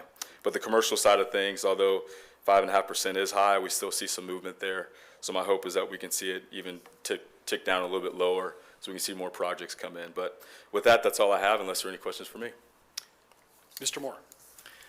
Thanks, Stephen. Hey, question on the Horizon project you talked about. The annexation, you said on the south side of, that's the south side of 2026 out here, correct? Is that right? Or where am I at? Walk me through that one there. Yeah, so Chairman Commissioner Moore, the city limits are currently at where the Canyon Springs RV Park is. Yeah, gravel lane. Yes, gravel and Highway 2026. We need to start pushing up north with those properties annexed into the city. We do have an application into the city right now for a large parcel to be annexed. It's District 26. So my hope is that once that gets officially annexed, and we can start pushing up north with more annexations. District 26, what does that consist of? I mean, Well, just not to put you on the spot, because I mean, that's a lot of geographical, but where is that to where is that? So, well, District 26, in terms of its physical location, is technically at I-84 and Highway 2026, right off of exit 26. So everything between I-84 and 2026 would be to Farmway, is that right? Almost. There's a small industrial park that's in the middle there, and that industrial park is separate. So District 26 is 91 acres in total, but it has like a small tail that touches Farmway. But there's a small 6 acre, or right now I think it's 6 acres. They sold 2 acres to Idaho Power as well. That touches Farmway. But everything from there, from Farmway over to Highway 2026, over to I-84, is technically District 26. How would I find out what that outline looks like? Where would I go to get that? I can share that with you. We also have, actually, they've done some marketing for the property. That's available through LoopNet and Crexy, some of the websites that show these commercial and industrial sites, but I'm happy to share that with you. What's the impact to the existing properties, the existing business owners out there with that going into into the city with that annexation? I mean, what's been done with that? Because this is the first I've ever discussed. I knew it was coming, but I've not heard anything, and I know we have some city council members here. So can anybody answer that question? The impact to the other properties in the area? Yeah, well, I mean, is that a 52% increase in property tax? Does it affect their business? What happens there? There are some property tax implications regarding development as a whole. Cities are just geared more towards that perspective, and I think there's an interest from the developer's point of view, at least from the Project Horizon's point of view, where they would prefer to work through the city, knowing that they've had some challenges in other areas where they've considered locating with regard to locating within the county. Yeah, so without naming names, is that the other challenges they've had, is that with the county? Would that be with the county, or is that with another business owner? What is that? Yeah, so within the county, so they've had some challenges outside of the state of Idaho. Oh. Within a county Yeah. locale. They would prefer to work through a city, knowing that there are different deficiencies, I would say, toward industrial development. How would we, I mean, I guess, how do we get more information on that annexation? Because I've heard Councilman Static ask you in passing if, how we're going with that out there, but, as a property owner out there, myself, and owning property out there since 1998, I'm curious how that kind of all rolls out and how that affects property owners. So I guess I would just need to find out what that might be. Yeah, if you're within a certain proximity to the property, you'll get a notification for their public hearing. But from what I recall, I think their hearing is in April. Yeah. And that's something that certainly we can Yeah. make sure that you guys have notification I of. just got one the other day, and it's about this big, and it came in the mail, and it's a aerial picture, and I'm not quite sure what that one's for, but I guess I need to stop, drop, and find out what that's for. But anyway, I'm just curious on that. Anybody else have any questions on that, or anybody know anything, or want to divulge any more information on how that annexation works out there? Nobody? Guess not. Okay. Yeah, that's all I have. Thank you. Appreciate it. And Project Horizon, Steve, it's been on your radar for a couple of years, hasn't it? It has. It's a big lift. These industrial projects most times are, these large-scale industrial projects. So it's just something we're working diligently to bring in. We're working every avenue that we can. They've had a few site visits, which is a promising sign, but it's a very, very large and impactful project. And then when Farmway annexes, or Farmway Village, the CHA, that will create the touch to all that property up in that area. It will, Chairman. As you know, the district itself, our boundary is right at Mink Road, so our goal is to touch that area in its entirety and to get there so we can help guide these projects forward. Right now, our hands are kind of tied as it relates to guiding them through the development process. Mr. Chairman, one more question, and not to circumvent anybody here. Councilman Mike Dittmer sitting in the audience. I'm wondering if he could speak a little bit to us on that act, because I'm pretty sure it impacts him and what he knows. Could we do that? Let's check with Tammy. Okay. And Tammy, would you allow Mike to speak? Would that be okay, Stephen? Sure, Nothing, absolutely. I just, Nope, totally fine. yeah, thank you. Thank you, Mike. Well, thank you for giving me the time to answer that question. You could probably see me fidgeting back there. For many of you who know, I've worked in that area for 19 years out there now. So every day, twice a day, I drive past that whole area, and so I've been kind of keeping track what's going on from an historical perspective. For those of you who are on the or familiar with the Caldwell Housing Authority Board, know that it's been 3 years now where I've been saying annexation is right around the corner. And annexation is right around the corner, and we're still right around the corner. So Mr. Gotti's property to our south along Highway 2026 between us and the canal where the old mink farm was, and then there's a little spur that kind of runs along the canal behind the industrial park there. That I think is the area 26 Mr. Jenkins is chatting about. That process has played out longer than we were comfortable with, in large part because the annexation of Farmway Village also makes a touch to the other areas around there that we will directly benefit from development. In addition to what's being planned for in that project and the annexation, they have, the city invested a considerable amount of ARPA funds in bringing up a new water line. So there is a new water line, so there are both city sewer and water in that District 26 or whatever it's referred to, all the way up through Farmway Village up to Highway 44. So we talk about dominoes falling, you know, a few years ago, they were kind of teetering, and now I do think the dominoes are falling.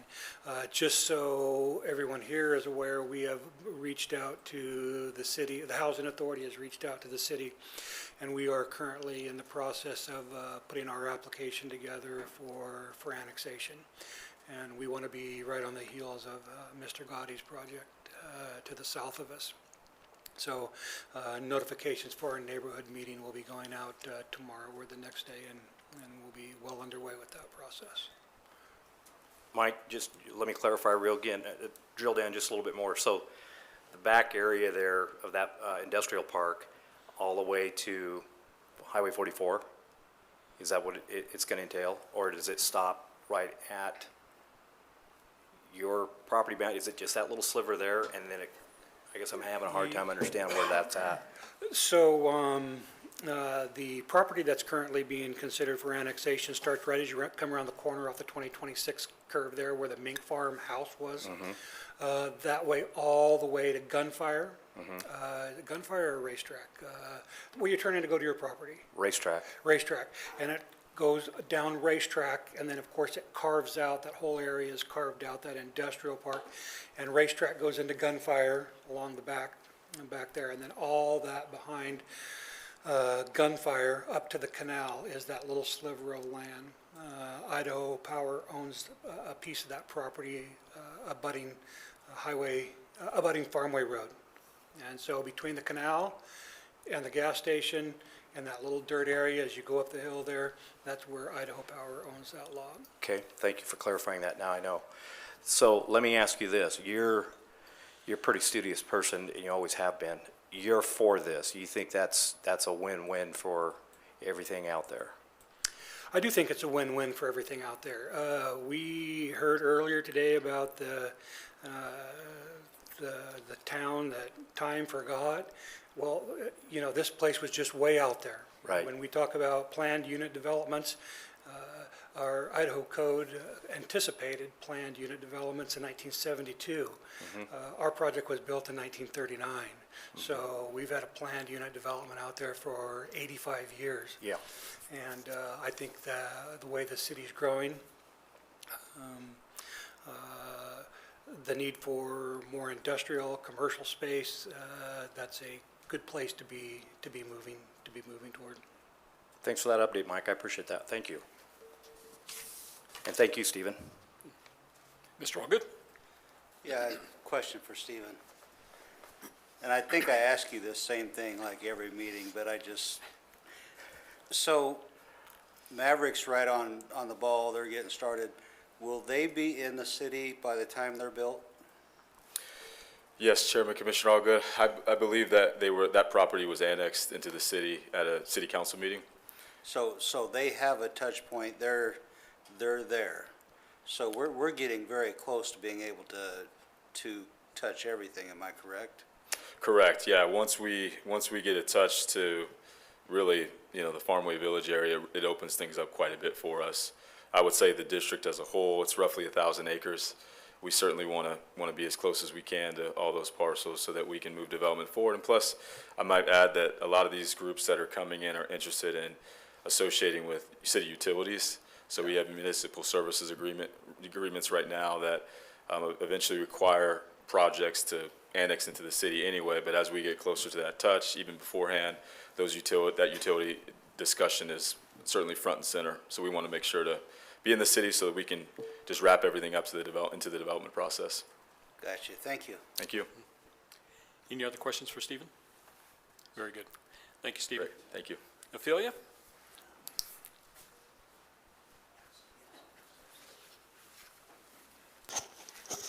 Good evening, Chair, Commissioners. Stephen mentioned we are changing up our reporting, and so my reporting is in regards to 119 South Kimball Avenue. And just to recap the timeline for this development, this parcel was part of the Urban Renewal District East that was created in 1998, which sunsetted in 2022 December. Within that time frame, there was 3 RFPs.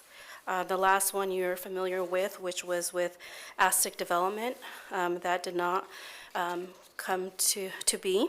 This site, it's called Site A, and that encompasses 1119 South Kimball, 1117 South Kimball, 115 South Kimball, 113 South Kimball, 807 Arthur, which is the Indian Creek Hair Salon, and the alley.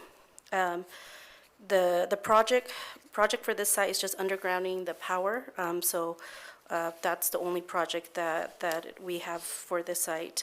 This site is roughly 0.10 acres, and so just to kind of give you a comparison, what other comparisons within downtown, Shift Boutique is 0.06, so a little bit larger than where the Shift Boutique sits. It's larger than where Vern sits, so Vern's is at 0.09, just to kind of give you an idea of what type of development we can have for this parcel. The site was approved by council on 12/16/2024. First phase of environmental was conducted in August 22, 2024, so we do have the report to that. So I'm not aware that we have any endangered species nests or anything of that nature on that parcel. The RFP will be published on 2/15. The hope is that it's published this upcoming weekend, and we'll have that available for 30 days. That will be on your newspapers throughout our community. And then Stephen and I will also disperse these to real estate folks, developers, and anyone else who we have connected with in the past that has shown interest to developing in Caldwell. After receiving those RFPs, we will review them internally. and we will bring a recommendation to you all. But before we do that, we're considering possibly doing a round table with those individuals, just to get them a better understanding of what they can expect from the city in terms of development. I am working on tweaking a software that we currently use in economic development so that I can upload all these documents. So if you have questions, we can either get you a login username, password, what have you, so that you can log on and view all of these documentations for this specific project moving forward. And I will stand for any questions. Questions? Mr. Moore? Thanks, Ophelia, for giving us that. So a question, that roundtable meeting you just spoke about, how do you get on the invitee list? Or is that, is that open to the public or not? Yeah, it's open to the public. Is it? Yep, it's open to the public. We can send that over to any of the commissioners. I think Mr. Jim Porter has participated with Sean Maybon and his group with TS Development. So if you wanted to be in on this, you can get a better understanding of just really the information that's given by the team. You're more than welcome to do so. Okay, great, thank you. Yeah, you're welcome. Any other questions for Ophelia? Great. Thank you. Thanks very much. This brings us to our attorney report. Good evening, Mr. Hilty. Thank you, Mr. Chairman. Good evening, Commissioners. Got a list I'll move through efficiently. Please stop me when you have questions. The first is an update on the Lee Jenke site. The status really hasn't changed since our last meeting. I think I reported then that we were waiting, anticipating the availability of base assessment role information in March.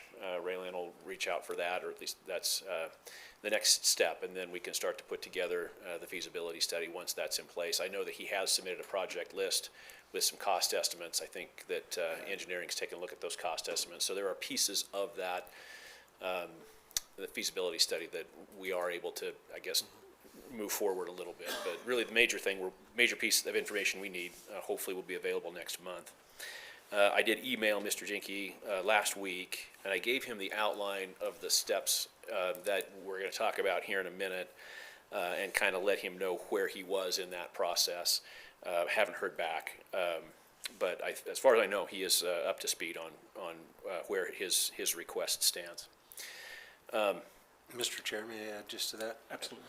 Yeah. So I don't know how far along we're going to go with a possible new urban renewal district, but we should probably reach out and if he wants to be included. I know the map you've provided me covers the area that he's in. He may be willing to wait. I mean, it would be his risk if one gets approved, but he may be willing to wait too, so. Mr. Chairman, can I piggyback that question? Sure. So, Mark, thanks for the update. If there's a larger URA around that, are we doing double work, or is it easier to tell him to hold on, or is it, give me some insight on that. Good question, Mr. Chairman. Listening to the presentation tonight, that's not the first time that's come up. I mean, Chairman Porter did something like that to the City Council in December, November, sometime in the recent fall, talking about this same area. I know you've mentioned it before, Commissioner Moore. And I jotted it down in my notes, and I'll just kind of fast forward to talk about that north area. I think you mentioned, Commissioner Porter, maybe a workshop at the next meeting. As you know, if it's the desire of the commissioners to go forward with that, we'll need to have a footprint and kind of get that decided. And so a workshop, I think, is appropriate for that. We'll also need to kind of have an idea of what projects would go in there. I think it probably, unless I miss my guess, would be infrastructure type projects. Sounds like there's a need for potentially working with Golden Gate on some pressurized irrigation.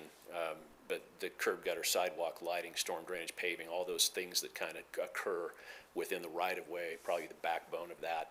But we'll have to have a discussion about that too. We take our direction from you guys. I'm happy to meet with Miguel. I think it's important that we understand the tool we're using when we're talking about an urban renewal area there. Urban renewal activity in that area could have a very much a positive effect over 20 years. But remember how the funding works. If we don't bond for it, and there's not TIF agreements, that's going to be an increment. We have to accumulate increment before we can undertake projects. When you look at the East Caldwell area, there was a lot of undeveloped ground that had very low, and to some extent, ag property that was largely exempt from a lot of its value being taxed. When you move from ag ground and you put something on there like, you know, a factory or the kinds of warehousing manufacturing facilities where they're worth tens of millions of dollars, you see increment increase very, very rapidly. And that's the story of the east area.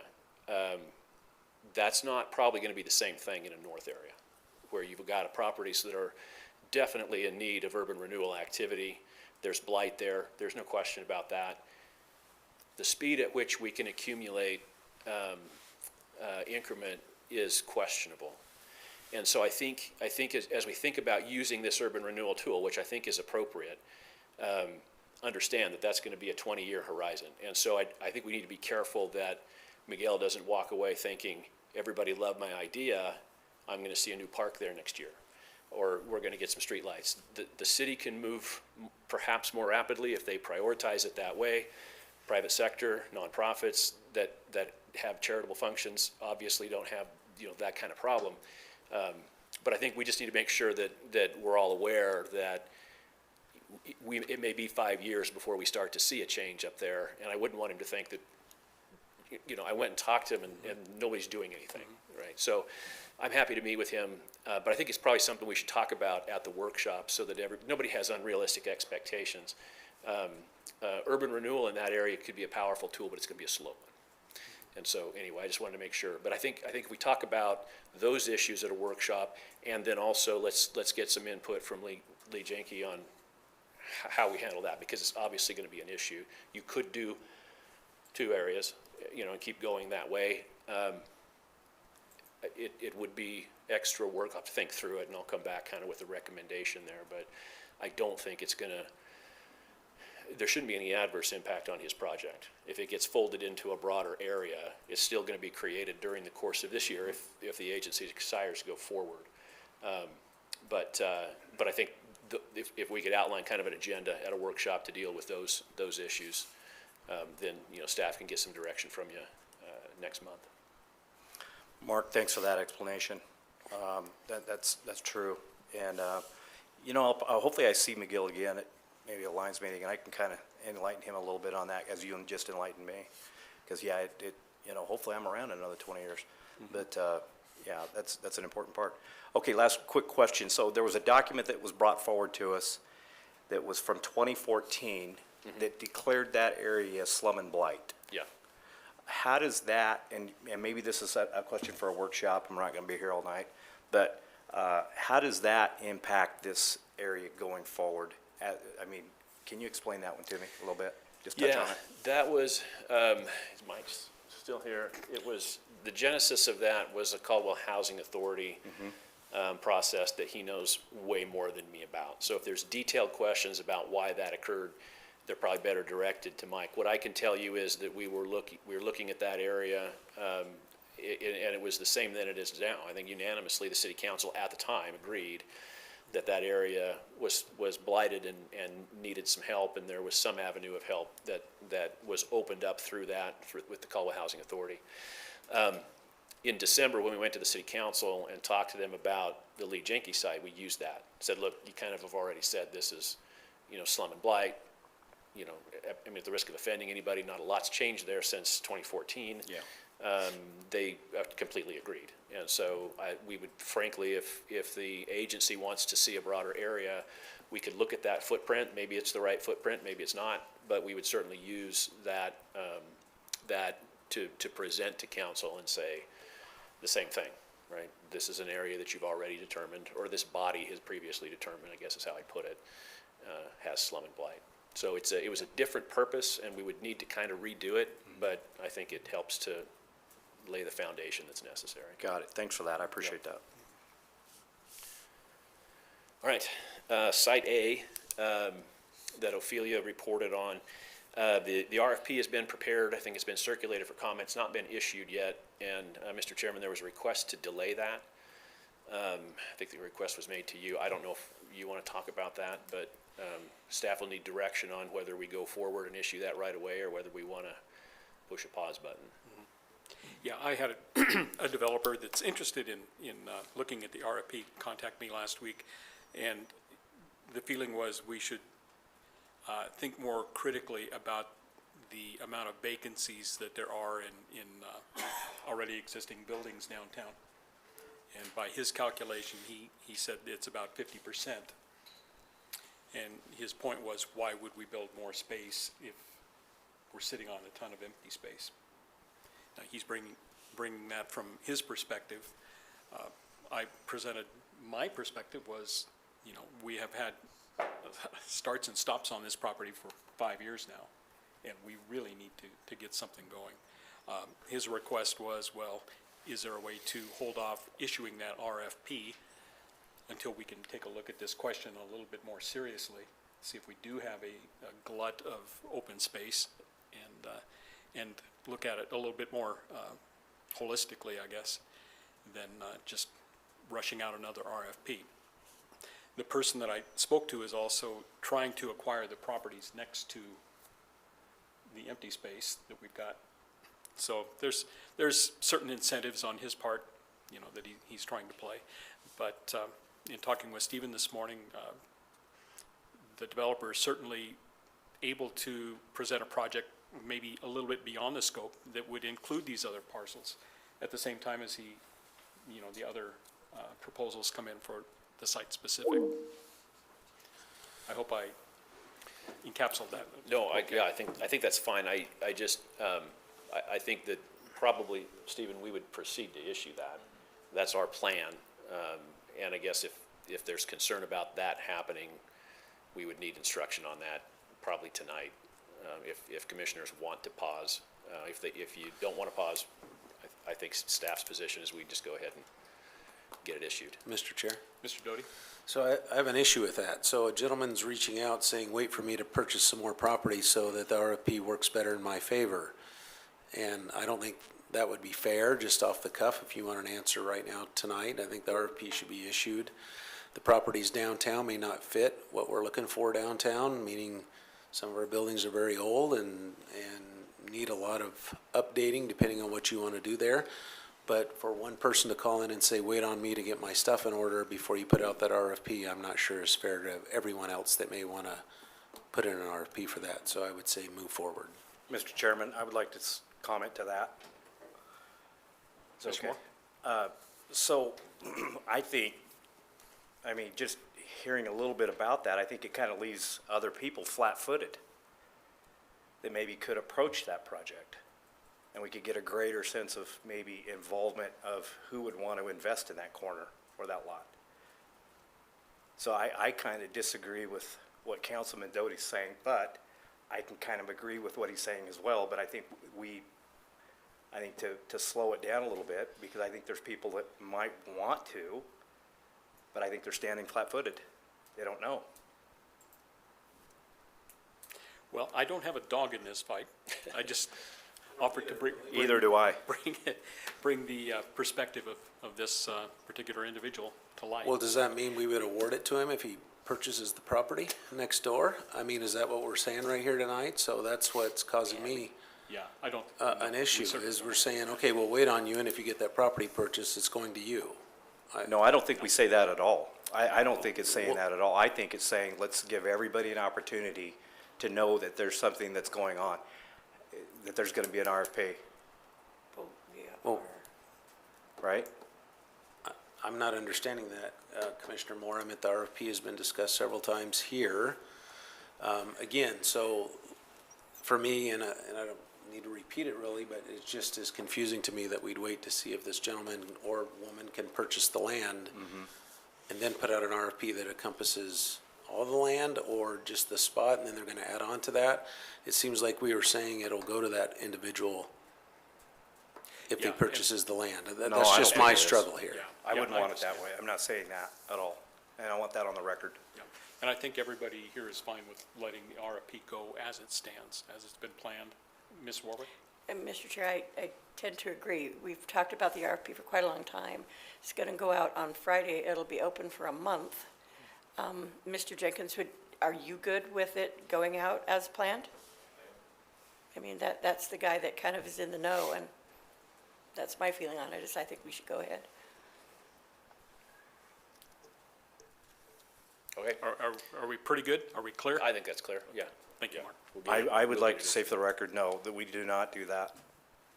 I say that we hold up and we put this thing out and give it a little bit more time, so there could be other people that other developers that would want to come forward.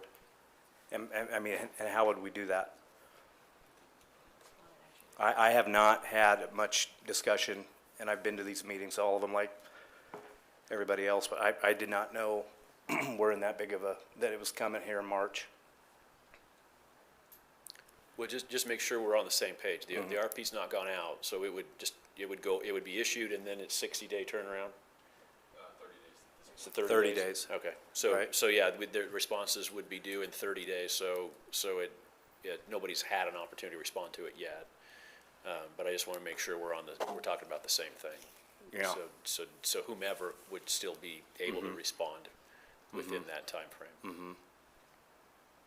Yeah, no, I wouldn't support that.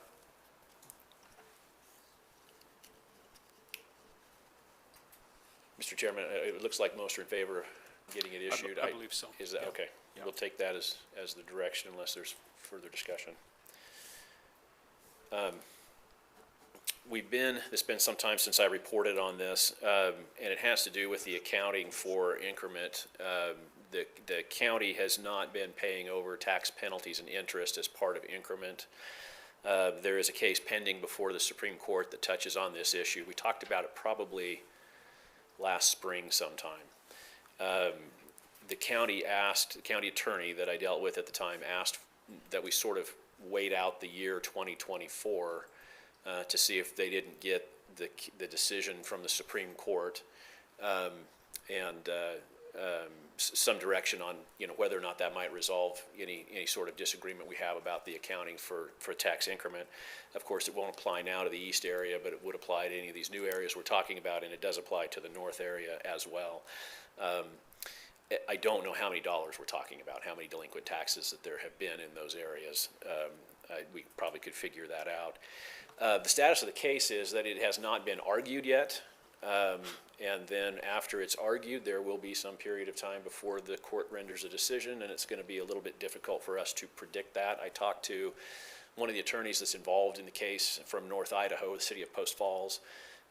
He indicated that they were hopeful that they would get an argument date sometime this spring, and then decision to follow typically within 6 months-ish after that.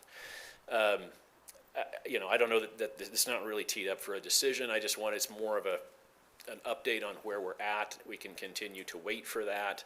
My understanding is that the county is accounting for those funds, and I think they're holding those funds. I can double check that.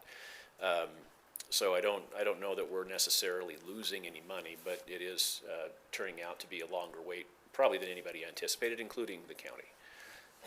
So at any rate, if you've got ideas or questions on that, I'm happy to try to answer them, but I wanted to give you the update. Mr. Allgood? Yeah, just quick, when we discussed this, I mean, this has been a long discussion. When we first started discussing this, we had actually no idea how much money we were talking about. It was like, $50 or $500,000. We didn't really have a clue. Do we have a better clue now? Is that what you're saying? Yeah, as you'll recall, maybe you won't, it had been going on for decades, the whole time almost during the East Urban Renewal area. We don't know how much it was. I think Ray Lynn ran an estimate that did go into the hundreds of thousands of dollars. There were, and if you want to get in deep to the merits of it, I would probably prefer to do that in an executive session. There were difficult questions, twofold. One had to do with the statute of limitations, that we may not be able to look back 20 years. The other concern was at the time that this came to light, the east area had sunset, and so there was serious questions about whether the agency could actually spend money if it had been paid over at that point. And so in trying to resolve it, and this was a decision of this body, I don't know if you remember, but we kind of forewent looking backward and decided to look forward to try to get it resolved. And so we, from that time, I think, with the north area, we have said, whenever this is resolved, however it gets resolved, we're going to look back to the first date of the north area and make sure that money gets appropriately allocated. Okay.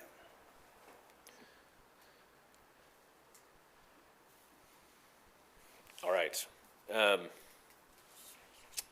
This is just a quick update. We have, in some of the agreements that we've done, there's about a half a dozen properties that have had urban renewal activity on them. Those property owners committed to make sure the property was taxable for a minimum period of 20 years from the time they acquired it. If there was ever a tax exemption that applied, for example, that would be a church or a nonprofit, something like that, they would have to pay what we call in lieu taxes. And so Ray Lynn and I are in the process of making sure we've got a system in place so that can be monitored and checked, so that if any of those properties wind up being occupied by exempt entities, that we would notify them that there is a binding obligation to pay taxes in the amount that would be taxable without the exemption. So just want to let you know we're tracking and monitoring that. In your packets, from page 57 to 59 is the outline that we talked about last time, the steps in the process. We tried to do, I worked on it with Mr. Waterman, we tried to do sort of layman type language to the extent we could, and then we put nerdy references to the code in the footnotes in case somebody wanted to dig deep. But my thought there is consider it a draft if you've got questions or comments on it. If you want to look at it kind of in the next month, we can get it finalized. And then there was a brief discussion about putting it on the website, or generally making it available to people who are inquiring about the urban renewal process. And so let's call it a draft, and then I'll take your comments and make corrections and whatever through next month, and then we'll call it good and make it available. I think, Commissioner Doty, you asked me about the Canyon County Fair building and when we were going to see a light at the end of the tunnel there. I traded emails with Diana Center. She said that they have, so I emailed her last week and today. She responded very late in the day, so I don't know that I have a whole lot of, I can't answer a lot of questions about their position. What she told me in the email was they have one more project, as I took it, to be one more project on Gabbiola Fields. She said it would benefit all of the users of the event center. She would present that to the agency at the March meeting. Maybe I'm reading too much in the email. I kind of thought maybe it would be all of the rest of the allocation for that project so that we could get, a period at the end of the sentence. She didn't say that exactly in her email. That was the impression I got. What I will do is continue to reach out to her, try to meet with them. I think what's appropriate there is just to say, look, we want to close out the project. If this is a project that's acceptable and fits within the scope of what's permitted and eats up the rest of the remaining increment that was allocated for it, great, we'll be done. If it's not, then let's get a list of final projects and get them underway, and so that Raylene can close out that project off the list. So that's the status. My apologies that I don't have a lot of detailed information, but I think you can expect a report from the fair at the next meeting on a project there that hopefully will be the one that closes that out. And with that, I would stand for questions. Questions for Mr. Hilty? We're good. Thank you, Mark. Well, it brings us to the end. It brings us to our commissioner reports. Mr. Doty, anything from your side? No, thank you. Ms. Warwick? Mr. Chair, I did have an opportunity to meet with Raylene about talking about our 5-year plan for urban renewal. It looks like we've got a meeting set for the end of the month with some folks that know a lot more about planning than I do. She put together a really good committee, so hopefully we can have some kind of report on a first meeting at least by next month. Wonderful. Mr. Brooks? Thank you, Chairman. No report at this time. Thank you. No, Judge? no, Chris? I have a question for either Rob or Mr. Hilty, whoever. Again, I'm just still thinking about our north end area, and we have some dirt road that's entirely in a commercial zone, into Albany is what I'm speaking of specifically. Is there any way to require the businesses to enter a BID or something similar, or LID, I think, whatever, that would require them to bring those roads up to grade?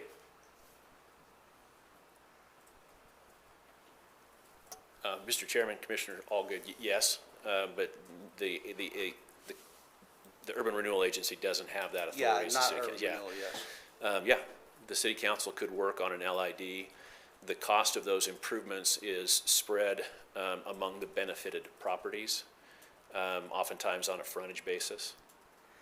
Yeah, and again, that little corner down there looks really rough. The roads are terrible, they're big mud holes. And I'm just wondering, and that was my thought, is if, as a council, we could initiate, is it an LID, is that the correct? Yes, yeah, and it's a local improvement district, and then you essentially bond for the improvements, and they're paid back over time by the property owners, along with their tax assessment. I'm trying to remember, it's a discussion for the mayor and council.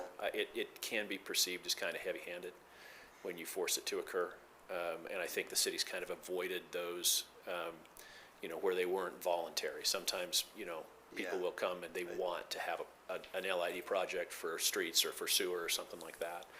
So doing it over objections is not something that I think the city's done a lot of. Yeah, But and those businesses have made a ton of money down in that little corner, and it looks very, very bad. It could definitely use improvement. Thank you, appreciate it, Mark. Mr. Moore? Mr. Chairman, so another question, and maybe I need Mark to stay back up there, but the letter that we received from the developer, who was that, what was the name of the developer that we just read, that I was pretty aloof on, I didn't know? From Base Layer? Yeah, That's Miguel Gotti's project. okay, right. Yeah. So was that in our packet? No, it just came late this afternoon. Oh, okay. And I checked with Mr. Hilty to make sure that this was acceptable. We don't like our Stephen and affiliate speaking on behalf of the developers, so Right. we had Angie read them into the. Yeah, right. So as she read it, I didn't understand it, I guess. So he's making a recommendation that he would like to have a project manager provided by URA to work with? Is that what that was, that letter? Is that? Your interpretation's as good as mine. I think if it makes sense, maybe for you to spend some time, you can get a copy of it from Angie, and then, give him a call. I don't know. Well, okay, so I wasn't quite such a Sure. question. Mr. Cole has something. yeah, I agree with Mr. Moore. I think that somehow if we would get a copy of that letter and have it in front of us rather than have somebody read it, because I just don't receive that very Yeah. well, so, No, that's absolutely what we would have preferred, yeah. but they came in so late in the day. I just printed them out. Doesn't at home take very and brought long them just to down run a copy. Sure. So I starts. couldn't run copies, it was, Yeah. No, just didn't think about it. Just So, to- yeah, I yeah. couldn't run copies before the meeting, but this was So, well, on my to-do list. thank you, Commissioner Tom. Or Councilman Tom. I completely was kind of scratching my head to hear what he was asking, but thanks for that clarification too. My next question, so a workshop on that urban renewal area, I'm wondering if Councilman Mike Dittmer could be at that meeting that we have, if we could get, he's sitting right here, I'm wondering if we can get commitment from him to be at that. Perfect, thank you. My last bit of comment is, if I'm a developer, how am I gonna know that Arthur and Kimball project is available for an RFP? Because I know Stephen has a job to do, and I know he's available, but not everybody sees Stephen, not everybody knows Stephen. So I feel like we're leaving some people out of, in the blue, standing there and not know that something's going on. with that property? Chairman, Commissioner Moore, historically, we posted them on our website as well as shared them out to a developer list that we have internally. But moving forward, I believe they'll be posted on OpenGov, is my expectation. So RFPs, there's a new platform for that. It's an OpenGov system through the city where that RFP will be available to be viewed. So yeah, historically, we've looked at the economic development website within the city webpage, and you can find it there. Moving forward, they'll be on the OpenGov webpage. Oh, right. Yeah, there's a notice as well. So I work with the city clerk on those notices, which is why we have to coordinate dates as to when they go out. But yeah, Idaho Press, Statesman are partners through the paper. They go out there as well. Okay. So this goes to an RFP this week. Let's say it's done by Friday. The clock starts from Friday for 30 days for all open developers, all open bids to come forward on that. Is that right? Is that how it works? That is correct. We'll determine a date, at least 30 days. It could be maybe a couple of days after, depending on when the date is identified. Typically, we like to do it Fridays at 5 p.m. as the due date, so it just may vary as far as 30 days, 32 days, 33 days, somewhere in there. Yeah. I just hate to see that we have one person come forward and say, you know, here's my application. But I guess that's okay. Is that all right to do? If we have one, is there a minimum requirement of that we need on a project? So I can't speak to the minimum, but I can say the site that we use now definitely opens up to a lot more competition and a lot more developers, contractors. It goes across the United States. It's not just Idaho only. You know, just in the last bid that I just put out and completed, there was probably 750 people that looked at the RFP, different businesses. Looked at that particular RFP? Looked at that particular RFP. So Wow, okay. we can see those vendor analytics. We can see who's, you know, all of that information is available. So. Okay, so Mark, what's the legal, how many need to come forward in order to have an idea what we're going to do there? There's no minimum number of respondents that are required. Sometimes you get one. That's happened to us before. Happened to us before, okay. All right, thanks, you guys. Thank you. Thank you, Mr. Chairman. You bet. Thank you, Mr. Moore. And thank you for your coaching of Miguel and helping him get all set up for his presentation tonight. That was very, very good. And thank you, Mark, for your reminder that just because we have good feelings about projects doesn't mean that we can, as an agency, accomplish what he may have built up in his mind. So thank you. We got to be clear. We got to be precise. And the young man mentioned that as part of his presentation. We have to have a clear target before we start firing. So we will plan for a workshop next month at 5 o'clock before our regularly scheduled meeting. I believe everybody except for Tom, and Tom will get one in a second, has a map that kind of outlines that North Caldwell area with the historic boundaries from the 2014 resolution that the Housing Authority brought forward, plus some other scratches on there, and just take a look at it. I've given one to Julie, and she knows those streets awfully well. I'm really excited about what can happen, but again, as an agency, there are only certain things that we can do, and as Mark pointed out, we got to commit to the long haul, because it's going to be a long pull, and we won't see the results for a little bit, but it's all for the greater good. And with that, I'll take a motion for adjournment. We have a second? We are adjourned.